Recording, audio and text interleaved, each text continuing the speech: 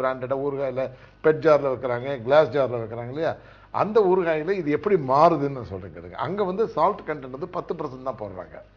அதுக்கு பதிலாக என்ன பண்ணுறாங்க, கிளாசிக் ப்ரிசர்வேட்டிவ்ஸ்னு ஆட் பண்ணுறாங்க. அந்த ப்ரிசர்வேட்டிவ்ஸ் வந்து பெர்மிட்டட் ப்ரிசர்வேட்டிவ்ஸ். கவர்மெண்ட்டில் இந்த ப்ரிசர்வேட்டிவ் தான் யூஸ் பண்ணணும்னு சொல்கிறாங்க. நீங்கள் ஊறுகாய் லேபிளில் பார்த்தா பெர்மிட்டட் ப்ரிசர்வேட்டிவ்ஸ்னு போட்டிருப்பாங்க.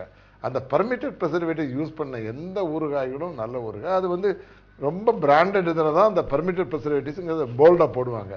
அது FPOன்னு போட்டு ஆர்டர் பெர்மிட்டட் ப்ரிசர்வேட்டிவ் இந்த இது போட்டிருப்பாங்க. அதை பற்றி கவலைப்பட வேண்டாம் நீங்கள். ஏன்னா பெர்மிட்டட் ப்ரிசர்வேட்டிவ் வந்து உலக சுகாதார நிறுவனத்திலையும் இந்திய மருத்துவ கழகத்திலையும் நம்ம அக்செப்ட் பண்ண ப்ரிசர்வேட்டிவ்ஸ். அதெல்லாம் நீங்கள் சில பேருக்கு டவுட் வரும், இந்த வினிகர் சேர்க்கலாமான்னு.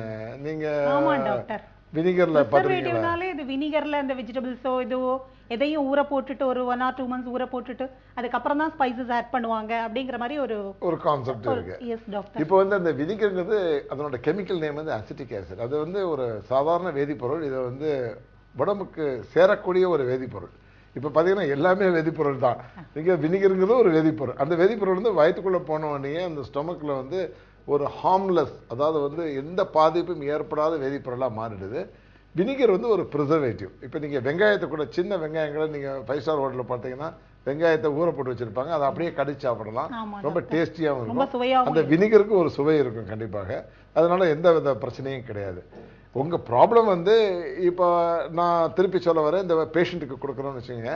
இப்போ வயசானவங்க இருக்காங்க, ஹைப்பர் டென்ஷன் பேஷண்ட் இருக்காங்க, சால்ட் கூடாதுங்கிறவங்களுக்கு வந்து இந்த ஊறுகாய்களில், அதாவது வியாபார ரீதியாக இருக்கக்கூடிய தரமான ஊறுகாயில் கொஞ்சம் தாராளமாக கொடுக்கலாம். அளவுக்கு மிஞ்சி கொடுக்கக்கூடாது, தாராளமாக கொடுக்கலாம். அவங்களும் டேஸ்ட் பண்ணலாம். இதை உங்களை அவளோட நீங்க பர்மிட் பண்ணதுக்கு ரொம்ப தேங்க்ஃபுல்லாவே நினைச்சிருப்பாங்க. ஊறுகாவா தொட்டுன்னு சாப்பிட்டாக்க ஒன்றும் பிரச்சனை இல்லை. இப்பவே எங்களுக்கு அப்போ அந்த சால்ட் கண்டென்ட் பார்த்தீங்கன்னா ரொம்ப குறைவாக உள்ளது அந்த ஊறுகாயில். ஏன்னா வேற ப்ரிசர்வேட்டிவ் ஆட் பண்ணுறாங்க. ஸோ 2 ப்ரிசர்வேட்டிவ் சேர்ந்தாக்க, சால்ட்டு ஒரு ப்ரிசர்வேட்டிவ் டேஸ்ட்டுக்கு, ப்ளஸ் ப்ரிசர்வேட்டிவ் ஆட் பண்ணால் சால்ட் கண்டென்ட் ரொம்ப குறைஞ்சிருது அந்த மார்க்கெட்டட் ஊறுகாயில்.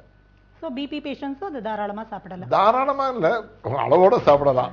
நீங்கள் அவங்கள வந்து சாப்பிடக்கூடாது அப்படின்னு தண்டிக்க வேண்டிய அவசியம் இல்லை. நீங்கள் எல்லாருமே நினைக்கிறோம் பேஷண்ட்டுகளும் மனுஷங்க தான், அவங்களும் நம்ம கூட இருந்தவங்க தான், ஒரு காலத்தில் நல்லா ருசித்து சாப்பிட்டவங்க தான்.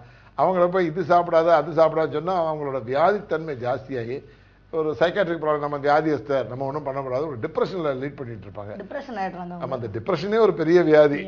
ஸோ ஆஸ் எல்லாரையும் போல நானும் மனுஷன் தான், நானும் வியாதி இல்லாதவன் தான், நீங்கள் அவங்களுக்கு ஒரு உணர்வு கொடுக்கணும்னாக்க தாராளமாக இந்த ப்ரிசர்வ்டு ஊறுகாயை அளவோட கொடுங்க. ரொம்ப ரொம்ப தேங்க்ஸ் டாக்டர், ரொம்ப தேங்க்ஸ். நிஜமாவே இது ஒரு பெரிய, இந்த கடையில விற்கிற மார்க்கெட் ஊறுகாய்க்கு இவ்வளோ நல்ல இது இருக்குங்கிறது எங்களுக்கு இப்போ உங்க மூலியமா உங்களுக்கு நல்லா புரியுதுங்களா? அதாவது 2 ப்ரிசர்வேட்டிவ் ஆட் பண்றோங்கிற கான்செப்ட் நான் சொல்லிட்டு இருக்கேன். சால்ட் மாத்திரம் இல்ல, சால்ட் டேஸ்ட்டுக்கு தான் இருக்கு. அதுல அதை இன்னும் கொஞ்சம் எம்பசிஸ் பண்ணி அளவோட யூஸ் பண்றாங்கன்னு கேட்கும்போது உண்மையிலேயே ரொம்ப நிம்மதியாகவும் சந்தோஷமாவும் இருக்கு. பயம் இல்லாம சாப்பிடலாம். இப்ப வெஜிடபிள் ஊறுகாயை தவிர நான் வெஜிடேரியன் ஊறுகாய்களும் வர ஆரம்பிச்சிருச்சு இப்ப மார்க்கெட்ல. அது உங்களுக்கு தெரியுமா? அப்படியே டாக்டர்? ஆமா, இப்ப ஃபிஷ் பிக்கிள் அவைலபிள், ரெண்டாவது சிக்கன் பிக்கிள் அவைலபிள், எல்லாமே இருக்கு. அதுல ரெண்டுலையும் பாத்தீங்கன்னாக்க அந்த ஃபிஷ் பிக்கிள்ங்கிறது ரொம்ப நல்லது. அதுல வந்து சால்ட் கண்டென்ட் ரொம்ப ரொம்ப ரொம்ப லோ. ஏன்னு கேட்டீங்கன்னா ஃபிஷ்லேயே இயற்கையாகவே சால்ட் இருக்குன்னு சொல்லிட்டு அவங்க சால்ட் ஜாஸ்தி சேர்க்கறது இல்லை. அந்த பர்மிட்டட் ப்ரிசர்வேட்டிவ்ஸ் நிறைய சேர்த்துக்கிறாங்க. அதனால எந்த கெடுதலும் கிடையாது. பர்மிட்டட் ப்ரிசர்வேட்டிவ்ஸ்னா பயமே வேண்டாம். Thank you so much doctor.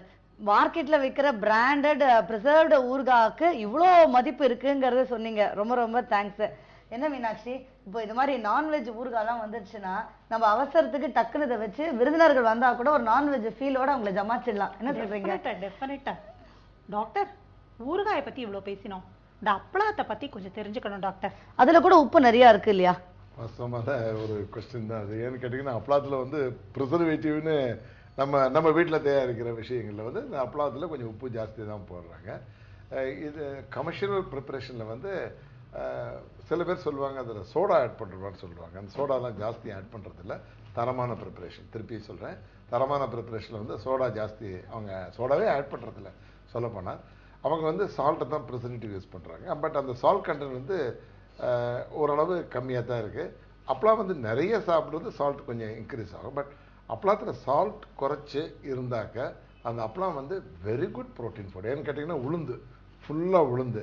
நீங்கள் தரமான கம்பெனிகள் வாங்கினீங்கன்னா 100% உளுந்தில் பண்ணுறாங்க. கலப்பட கம்பெனி வாங்கினீங்கன்னா அரிசி மாவு பட்டாணி மாவு எல்லாம் சேர்த்து பண்ணுறாங்க. அதனோட டேஸ்ட்டே டிஃப்ரெண்ட்டாக இருக்கும். பட் உளுந்துனால தயாரிக்கப்பட்ட அப்பளம் வந்து ரொம்ப ஃபஸ்ட் கிளாஸ் ப்ரோட்டீன்.